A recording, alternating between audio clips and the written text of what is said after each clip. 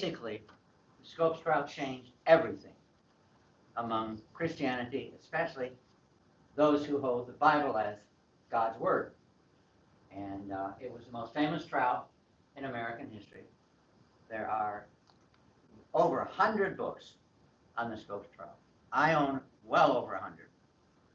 And it's chapters or parts of several hundred other books. So it is commonly talked about even today. The claim is it was evolution versus creation. That was the claim. In fact, it was not evolution versus creation. That was contrived by Darrow to try to get it pushed in one direction. And what it was all about was there was a law passed in Dayton, Tennessee, outlawing the teaching of human evolution. Not evolution, but human evolution. And it was challenged, this law was challenged by the ACLU. Is what happened. Okay. The question is, how did creation become banned? Well, in 1859, Darwin proposed the theory of evolution. Okay, 1859. And essentially, what that was is God is no longer required. His idea was, Darwin's idea was that why do people believe in God? They believe in God because of the evidence of the creation. And he knew that because he studied Paley's theology in college, and he knew that that was the main argument they used to defend the creation worldview. So he admired Paley's book, Natural Theology, when he was in college. And later on, of course, he changed. Why he changed, we don't know. There's a lot of theories. One theory is his favorite daughter, his favorite child, Anna, died when she was 12. He never was able to get over that. That's one theory. Other theories were he just decided he couldn't believe in God anymore. And the trial of the century in 1925, so 66 years, we had the Scopes trial. And then 47, Emerson Board of Education went to Supreme Court. The Supreme Court basically says you cannot teach evidence against evolution because evolution is science and evidence against evolution is creation. And creation is religion. Therefore, one side of the debate is science. The other side is religion. Basically what they concluded. And then the past couple of years, subsequent school cases always suppress the evidence for creation and the evidence against evolution. What amounts? There's John Scopes. He was a high school, actually a math teacher and a football coach, but he substituted in a class and reviewed the evidence for evolution. And the evidence for evolution back then, I will show you, was all wrong. And it's not debatable that the evidence is wrong. Any reputable source will explain that. These are the two combatants, Clarence Darrow here, and William Channing Bryan here. And I can stress that Bryan's concern was rights of the little man. He was very famous for supporting poor people. He was called the friend of the commoner, common man. He was very supportive, Bryan was. Darrow, on the other hand, his whole goal, he made it very clear this is going to be religion versus science. That's what was his stated goal that he was going to do. And there you can see the crowd again. And again, there's William Channing Bryan. He died, I think, like 9 days after the trial.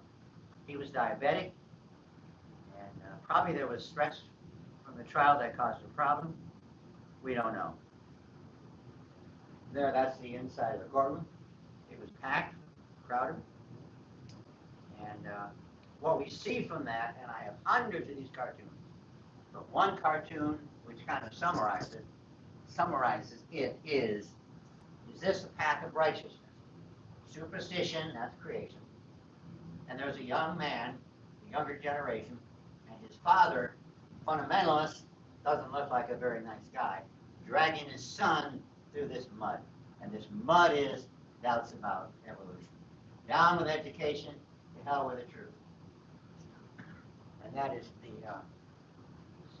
symbol that they try to give you today. There is a fundamentalist, and I should mention, fundamentalism was a movement that came about around the turn of the century. And the reason it came about was there was so much discussion about all kinds of things. Should a Christian drink tea, coffee, long litany of issues? And so they decided to get together and say, what is the heart? What are the fundamentals of Christianity? What are the things that are really important? Adultery is really important. Then that we shall condemn the church. Drinking tea or coffee, and there's one other issue I can't remember, but that's two I remember. Drinking tea and coffee is not a life-threatening issue, not a spirit-threatening issue. So here we see a fundamentalist, our children, innocent young children, and there's the tree of knowledge, and fundamentalists say you shall not partake in the tree of knowledge. Very simply. Okay, cartoons, this is typical of many. Here's the brain of a evolutionist, another evolutionist, and a creationist. We're a small brain, we're not very bright. Another cartoon which basically says the same thing. Science smashes these ignorant fundamentalists, and here they use the term creation and also intelligent design. This is a fairly recent cartoon. It's probably, I don't know, 3 or 4 years old. So the making fun of us is still dominant today everywhere. And here we go, the facts for evolution. All this, tons of facts. Creation, nothing except the creation science teacher must put his hand on the weight to make it look even. So they have all the evidence. We have almost no evidence, is what they're trying to say. Cartoons are really very effective. And unfortunately, we, as creationists, do not hardly ever use cartoons. We don't want to be unkind. And sometimes when I present some of this stuff, I have evolutionist friends that say, no, we shouldn't say anything unkind about evolution. But I wonder about that because they sure say lots of unkind things about me. By the way, I collect these. I've got hundreds of these cartoons. And I had actually more in my PowerPoint, but I pulled them out because people said just too many. Another example, the onion. Is science being taught in our schools? Should children be exposed to the facts, i.e. evolution?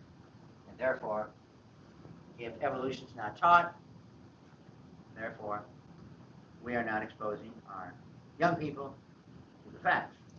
Now, when you look at belief in evolution, you find that in Ireland, about 80% believe human evolution is true. 80%.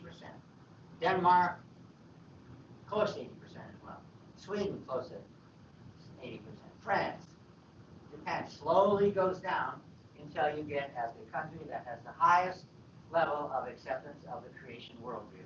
And the lowest acceptance of evolution is Turkey, and right next to there's a few other countries, but they don't have room for all of them. But USA is among the countries that have a higher percent of rejection of evolution. In this case, we have for USA, we have around 40%. So 60%, according to this chart, accept the creation worldview and reject the evolutionary worldview. Now it's interesting, over and over they talk about how dumb we are, how stupid we are. Yet if you look at Nobel Prizes, the most prestigious, unquestionably most prestigious award in science is the Nobel Prize. Here, a dot is for each of these countries. In this case, before 1910, there was one Russian, probably Mendeleev, who got a Nobel Prize. So we can see all these countries of small smattering of Nobel Prizes. The top, United States, look at the difference. Talk about awards for greatness in science. We dominate the world. So if acceptance of creation is so detrimental to science, why in the world does countries like us, why in the world, since we have a high number of relatively creationists, why in the world do we end up with so many Nobel Prizes? It doesn't make sense. And when you look at the data over and over, you can see that these examples are in many ways typical. Making fun of, this is not a science book, there's a Bible, and of course they're trying to say our worldview is not scientific. And that is the common charge, but in fact that is the opposite is true. William Bryan, his enemy was Mencken, H.L. Mencken, and Mencken was really nasty towards Bryan and our worldview. Very beyond nasty, actually. This is one example. He leads, this is talking about Bryan, he leads a new crusade. One somehow pities him despite his imbecilities, so that no one laughing at him, Bryan, underestimate he can shake and inflame ignoramuses, that's us, as no other man can. And so Mencken's writings, and he wrote a lot about this event, his writings became worldwide popular. Okay, what do books have to say about this? Well, Some Are for the Gods, which is one of the best, actually, about this issue. It basically says that it's a debate of science and religion. This is typical science versus fundamentalism in America. And I have about 100 books, and they all pretty much stress we're talking about science, evolution, creation, religion. Another example, science versus religion, he's pretty open about what he's saying. The only book ever written which looks at the other side is my book, The Other Side of the Scopes Monkey Trial. At its heart, the trial is about racism. And we know that because Bryan's concern is in 1902, half a century before the Civil Rights Movement, in 1902, Bryan talked about equal rights for blacks, equal education for blacks. Blacks should be treated the same as everybody else. His ideas were not implemented in this country until over a half a century later. So Bryan was way ahead of his time. He had pages of this, eloquently documenting we must treat blacks because they're the same as us. We must treat them well, and we should not discriminate in any way, shape, or form. Now, the problem he had was during the trial, this trial was in the Deep South, and there's no way, if he was open about what he believed, there's no way that he would prevail in the Deep South. Now, this was more than a half a century later when they finally were able to acknowledge that he was right. And now we finally, in fact, we see the ideas that were common before the 50s, before the 60s actually, are ludicrous, just wrong. And we recognize that, but it took us a long time to recognize that. Okay, in the Commoner, he expressed concern about the Negro population. He stressed education advantages should be open to both races. And again, he was way ahead of his time. Now, this is what evolution teaches, from fish to man. So basically, we start out with fish, and fish eventually evolved into mammals, primates, and eventually man. Notice in this picture here, we have a Caucasian at the top, and right below the Caucasian, actually right above the gorilla, is obviously a Negro. And so one concern I have, and many people have, is that evolution has been incredibly racist. I have pages of examples, well documented. Cro-Magnon, now he's recognized just another group of people. Neanderthal, same thing, another group of people. Piltdown man, forgery, fraud, we know that. Java man, same thing. So briefly, all of the evidence for human evolution used back then, I can't deal with what is talked about today, but all the evidence back then, I mean I could, but that's another presentation. All the evidence back then has been shown to be false. Another example, this is from a textbook published in 1935, and again we see the same progression from Java man, Piltdown man, Neanderthal man, Cro-Magnon man. And this was taught in textbooks for decades. This is Java man, that's it. That's it. Skull cap. Obviously, it's a lot of imagination to produce this from this. In fact, they're still debating at what this skull cap is or isn't. They did have a femur, but it's pretty well agreed that the femur they found with the skull was a human femur. This is 3 pictures of the same bone. So they're showing you this bone from 3 different views. So they found the femur and the top of a skull. That is it. That's all they found. And this is a summary from a book. Only upper cranium and femur were found. How could his skin color and hair distribution be represented in such little findings? So a lot of these pictures of this Java man, how could you draw all of this from such little findings? Eugene Dubois, who found this, he claims now these remains are, among other claims, of a giant gibbon. This is one example of many, many illustrations of the evolution of man. And you notice here, they have the Negro number 9. So here is the Negro. Up here with several other antique, less evolved men. And so this is an example of one of many trees which is found in textbooks. And the claim, basically, Dubois claimed, this fossil was the missing link between apes and humans. A conclusion, rather than going through all the details, I will summarize one of the leading evolutionists of today, and this is what he said. The fossil aroused much controversy. That's a Java man. Within a decade of the discovery, almost 80 books or articles were published of Dubois' findings. Despite Dubois' arguments, few accepted that Java man was a transitional form between apes and humans. And that's the scholarly conclusion, and that was taken from this book titled Java Man, done by 2 of the leading paleontologists who are themselves evolution, but recognize that didn't have the evidence from Java Man. Piltdown man, another very famous example. Piltdown man, now we know is a forgery, but nonetheless we got some really lovely pictures of what he looked like, even though now it is an embarrassing forgery.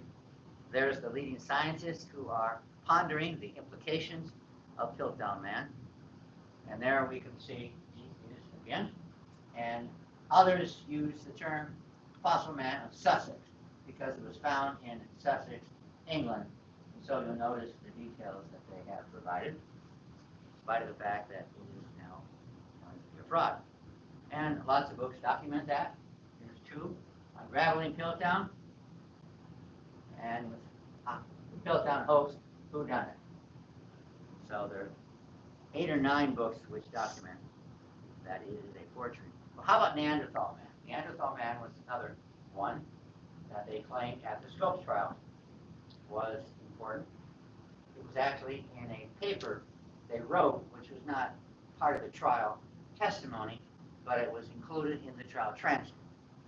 So we know what they were looking at, what proof they had, because of that paper that was written, to be added to the trial transcript.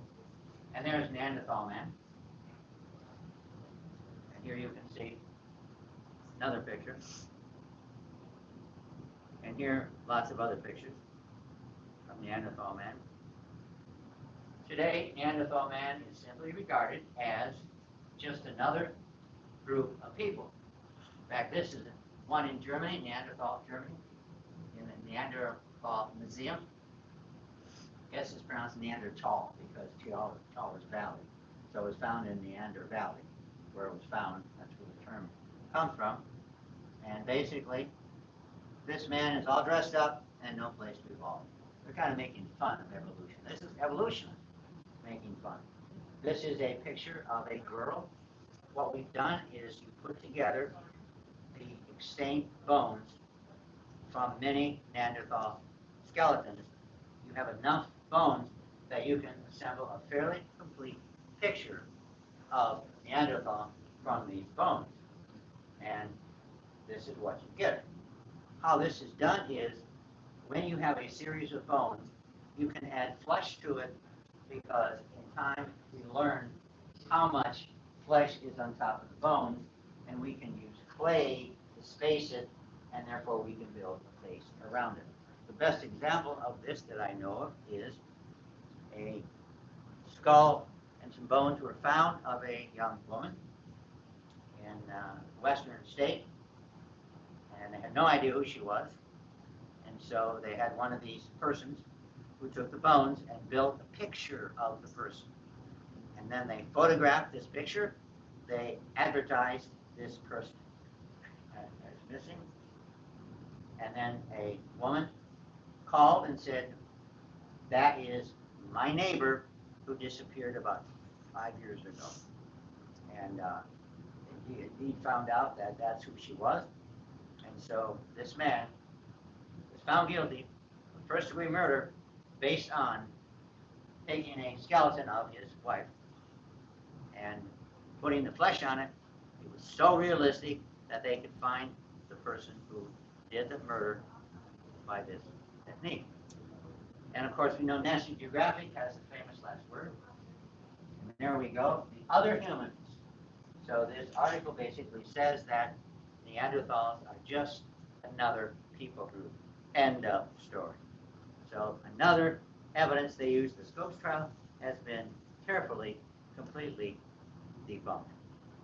And then another example, Rodensius, is another name for basically Neanderthal man.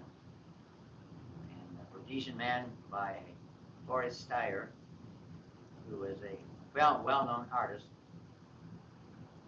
And yet we still see all these pictures today, which are modern man, Cro-Magnon, and Neanderthal. They're still around because these were the best evidence they had for evolution, even though Cro-Magnon, one of us, Neanderthals, one of us, and you can see how enormously distorted, especially the Neanderthal man is. Dr. Bergman? Yeah. You know, I'm seeing a lot of people whose, they're not flat faced, but the lower part of their face is somewhat forward. And, I mean, there was nothing abnormal. They looked fine. It was, would that touch on? You obviously have a lot of variation, and if you look carefully, especially if you have a large number of photographs, you can find some people that have somewhat like Neanderthal traits. So yeah, you can find that, and this is, I guess, unfortunately, but on the other hand, it's good we all look different. And let's face it, some of us are not as handsome as others. So that's basically what it amounts to. Okay, Cro-Magnon man. There we go. One of the famous fossils. And guess what? This is from a magazine, New Scientist. It could be you. Cro-Magnon skulls look just like our own. So again, it finally recognized the fact that our so-called missing link is not anything such at all. This is a good example of the evolution of man, very ape-like, and we end up with modern man. The problem here, I would think right away they would see, is that what is changing, actually not much, is the head area. The bodies are all pretty much the same. And when I present this, I have a lot of guys tell me, "Boy, I'd like to have a body like that." And these guys have pretty good builds for us. So why don't they have more information on the body? Why is it just the head? That's partially because when they find so-called missing links, most of what they find is the skull. They don't generally find the other parts of the body. Some they do, but not enough to create a image which is reasonably accurate. The Hesperopithecus was another one they used at the Scopes trial. And there we go. There's Hesperopithecus.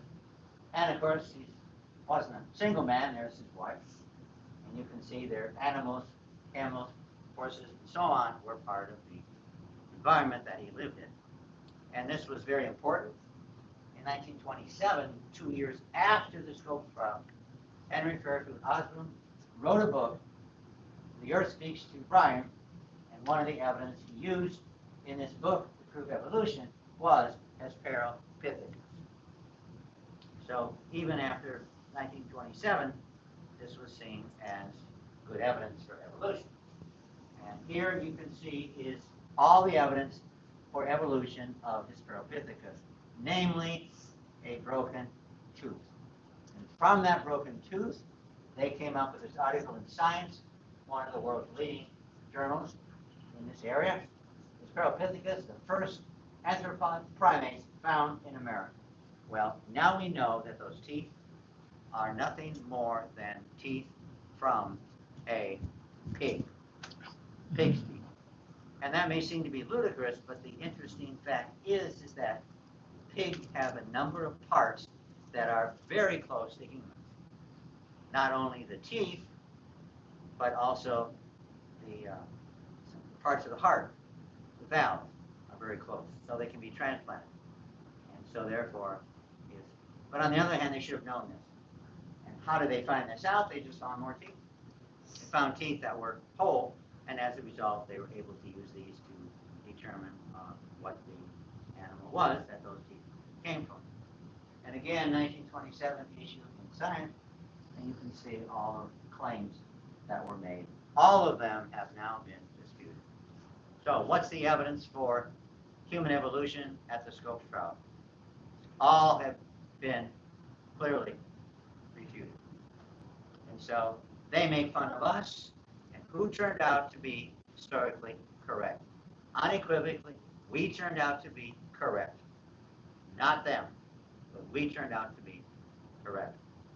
And in this subject, I did this book, revised the cover because several people didn't like the cover, so we put a young girl there, and we have now a book which we're going to reproduce soon. We're going to reprint it. Apes as Ancestors, and we show unequivocally that all the claims for human ancestor, apes as human ancestors, have been refuted by paleontologists themselves. So again, who is right? The evidence is very clear on our side. The handicap of this book is it sells actually pretty poorly, and I'll tell you why. People open it up and they see hundreds of pages of references, small print, and they say, well, I think I'll take this other book. So it's unfortunately not as been that popular because it really takes some dedication to get through. Although I know some people are getting through, and I had all the authors do brief introductions to basically summarize what each chapter is about. But it's, again, you have a lot of creationists which are willing to spend the time to read a in-depth book. Another argument they used is the vestigial organs. See if my throat will last. This was used in the Scopes trial, vestigial organs. And the fact is now, every one of these claimed vestigial organs have been found to have a use. Again, they have turned out to be totally wrong. How do we know? Just look in the literature. Tonsils, for example, was claimed to be vestigial. Just look up tonsils in a medical library. There's lots of articles on tonsils that will explain they indeed are very important. In fact, nowadays, doctors do not, unless they have to, remove your tonsils. So now we have tonsillitis, antibiotics. Try anything else. Now, if the tonsils are swollen to the point where you can't breathe, they have no choice. I mean, they have to remove them. That's a matter of life or death. But on the other hand, the vast majority of cases, they can deal with tonsillitis by antibiotics. And as a result, they have moved tonsillectomies from one of the most common surgical operations to one of the rarest. So today they are very rarely taken out. When I was young, I had my tonsils removed out for no reason. I asked the doctor why. He said, well, you better get them out when you're young because all they do is cause problems. And when you're young and healthy, let's take them out now, and that'll save you some misery later on. So they took them out for no reason. My wife had the same experience with her appendix. No reason. They took them out. The doctor said I was in there doing surgery, so I just pulled them out for no reason. Now they don't do that. Again, with appendicitis, they will try antibiotics, see if that'll work. And useless organs, I have a whole book which documents that. And for design, again, another book which documents that. These are popular among the health professions. So Genesis 1:27, so God created mankind in his own image. In the image of God, he created them. Male and female, he created them. So from one man, God made every man and woman in every race of humanity and spread over the earth as a result of this creation. Very clear, unequivocally clear. So, well, I quoted some of these earlier. In 1902, he wrote, the legal rights of the black man, there can be no question. The Negro is a citizen, and as a citizen, is entitled to all of the guarantees of the federal and state constitution. So again, he was way ahead of his time, and of course, turned out to be correct. Or we agree with him today. Okay, moving on. That's the book Scopes used, civic biology. And eugenics was one of the primary reasons that William Jennings Bryan came to oppose the teaching of human evolution, because he was aware of the book, the civic biology, and he was aware of many of the statements which he found abhorrent, such as the stock of domesticated animals can be improved, the health and vigor of the future generation of men and women on the earth might be improved by applying to them the laws of selection. In other words, by selection, we can improve the stock of cows, cats, and so on. Then why not use the same principle to improve the stock of human beings? And Hunter basically introduced the book in his book, Eugenics, which means well-born, and then he jumps to the fallacious stories of the Jukes and Calicax, and essentially these were both stories of, I might have a picture here which illustrates that. There we go. This was a young man who in his youth had a dalliance with a feeble-minded tavern girl. All of the offspring turned out to be really bad, end up in crime, end up being retarded, end up drunkards, etc. Then Martin Killicack, got smart. He married a worthy Quaker woman, and all of those children turned out to be really, really good, became lawyers and doctors and judges and so on. And this symbol, basically, now we realize it's foolish, because all of these issues were blamed on the woman. He was the same guy, the same father, both cases. These all turned bad because of the woman. These all were good because against the mother. And therefore, they tried to push this idea, and they pushed it even in Germany. In Germany, they used this to argue for well-breeding. And that's one reason they wanted to get rid of the Jews and the Slavics, and Gypsies, and other groups. Here's a whole book on the Calicac family. And this is interesting because they said this woman was illiterate. She couldn't read, she couldn't write, she was retarded, And ironically, this book shows, well, she loved to read. She loved to read romance stories. She also had a lot of talents. And the book actually shows the talent she had. So why they said that she was severely mentally retarded, well, they still said that. She was feeble-minded, even though she was really a very talented girl. There is a story of her when she fell in love with one of the custodians at the institution she was at. And he wasn't exactly a genius either, but they fell in love and they spent time together, and the head of the institution found out, went into her room, took the picture she had of him, tore it up, and said, "You're never going to see him again," and he was fired because they didn't want them to produce any offspring, because if they did, they would end up retarded just like they were. And of course, the fact is, they probably were not high on the IQ score, but they were at least average and at least what they labeled them as feeble-minded. Okay, the book Scopes used, another quote, "The race of man at present time, there exists upon the earth 5 races or varieties of man, each very different. These are the Ethiopian or Negro type, the lowest, originating in Africa, the Mongolian or yellow race, and finally the highest type of all, the Caucasian, represented by the civilized white inhabitants of Europe and America," page 251. Other statements were made, but this is one of the most blatant, which basically taught racism. And this is what Brian, of course, was concerned about. So the book stressed we can improve the stock of man by making sure that only healthy, intellectually capable men and women should be able to reproduce.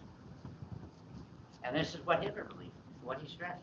Back before Hitler could marry his long-term girlfriend, they had to make sure that she and his girlfriend were racial pure before they could be married. So they had to check it out, and they found out he was, and so they were allowed to marry, and the next day they, of course, committed suicide.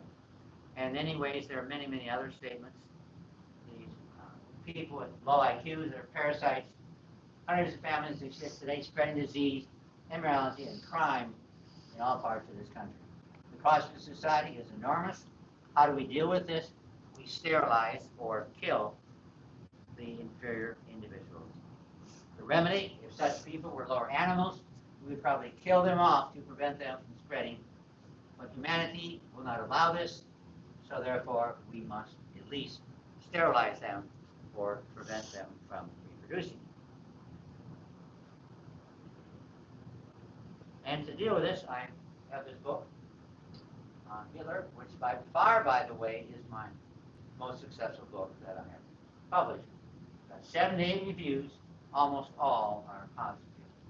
So back then, by the way, there were a lot more active creationists. Now, unfortunately, today, we have far fewer active creationists, and I'm lucky if I get 3 reviews, because we just don't have the people out there doing the work that we used to. So Hitler believed, Hunter believed, and Hitler, society could be perfected by preventing intermarriage between the mentally ill, criminals, and epileptics. This term was used for a lot of people who were not really what we would classify today as epileptics. And criminals, petty criminals, they were obviously not very intelligent, which of course some were, but some were not. So they prevented intermarriage between these groups. Tried to. Okay. That's my PowerPoint. Pardon? That's my That's PowerPoint. your PowerPoint. Was that the end of yours? Pardon? Was that the end of yours? That's the end of mine. Okay. Any questions, comments? It seems that Pardon? there were a lot of ugly things that were justified by